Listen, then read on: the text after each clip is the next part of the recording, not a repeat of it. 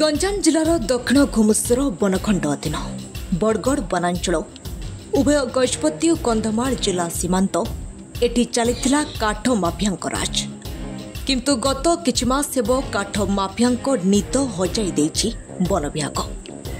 गत किछि मास हेबो वन को सुरक्षा देबा पई वन विभाग समस्त कर्मचारी राति दिन एक करी पेट्रोलिंग करुछंती। तेबे गत 3 दिन मध्य पाखापाखि 3 लाख टंकारु ऊर्ध्व काठ को जबत करिछि वन विभाग। गतकाली विलंबित राति मध्य 5टी साइकेल सह पाखापाखि 10 रु ऊर्ध्व सागवान गंडी को जबत करिछंती वन कर्मचारी, जार आनुमानिक मूल्य पाखापाखि 30,000 टंका हेबो। तेबे आगरु बहु मात्रा बेआईन भाव विभिन्न प्रकार काठ गंडी गाड़ी माध्यम चोरा चालाण हेउतबा बेले एबे किंतु बहु मात्रा कमिछि चोरा चालाण। जंगल काटिबा द्वारा ऋतुर परिवर्तन हुए और अम्लजानर अभाव देखा मिलुछि।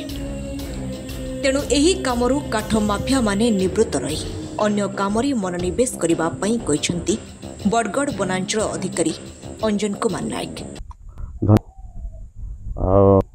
बड़गड़ वनांचल प्रत्येक थर परी वर्तमान जाए 24/7 पेट्रोलिंग करूँगी।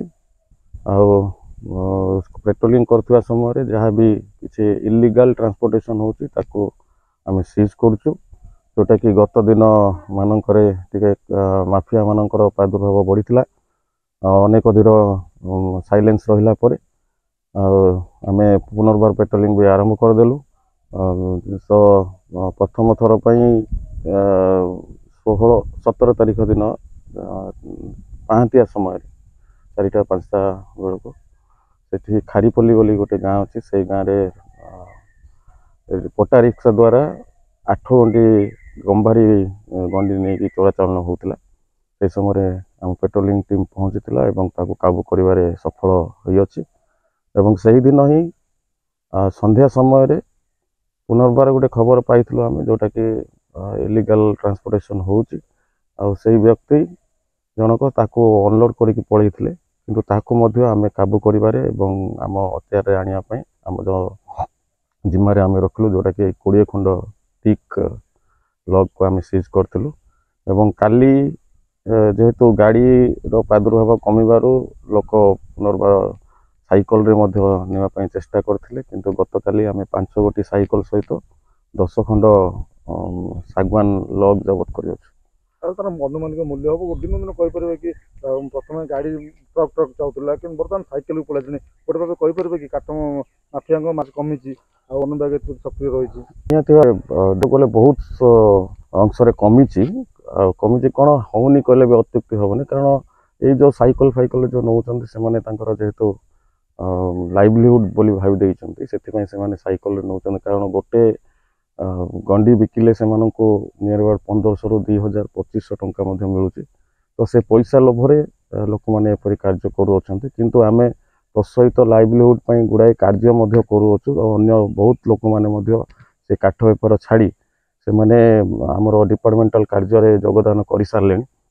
देखा गले मझे जो रोला कार्य से रोला कार्य भी बहुत संख्यक जो मूलिया माने जो माने एंगेज होते बहुत जन लाइवलीहुड जीवन जीविका फलप्रद हो अछंती। किंतु क्वेश्चन मार्क यह रोचे जेहेतु जंगल विभाग जड़े चाहिए यह हो पार ना, कारण जंगलटा हूँ आम ओपेन ट्रेजेरी से ओपेन ट्रेजेरी जेहेतु से जंगल रे कहीं ताला पकेबा संभवपर नुहे, किंतु आमे माने चाहिए जंगल सुरक्षित भाव रहिबो। कारण जंगल माँ को जी प्रेसर पड़ला प्रेसराइज इन द सेंस लोक मानकर व्यवहृत जिनिस जहाँकि समस्ते काठ उपर निर्भर कर काठ खटर उपर निर्भर कर गोटे खट दरकार, किंतु से गोटे खट ना आम घरे 3टी खट पड़ो।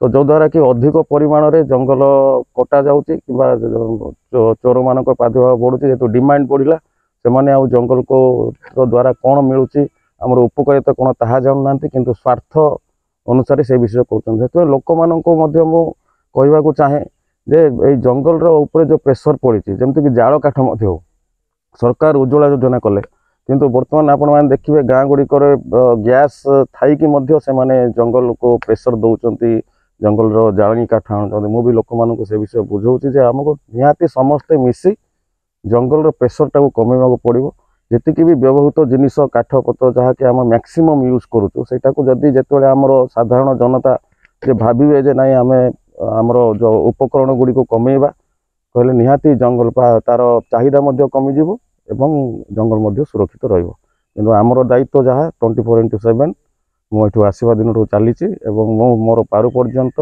जंगल संरक्षण कर आग्रह रही। जो गतकाली जो धरा काठ सागवानी काठ तार अनुमानिक मूल्य अनुमानिक मूल्य हो 10 गोटी 20 ରୁ 25,000 टंका हो। सोरडारू मनोरंजन अधिकारी रिपोर्ट सकाळ खबर।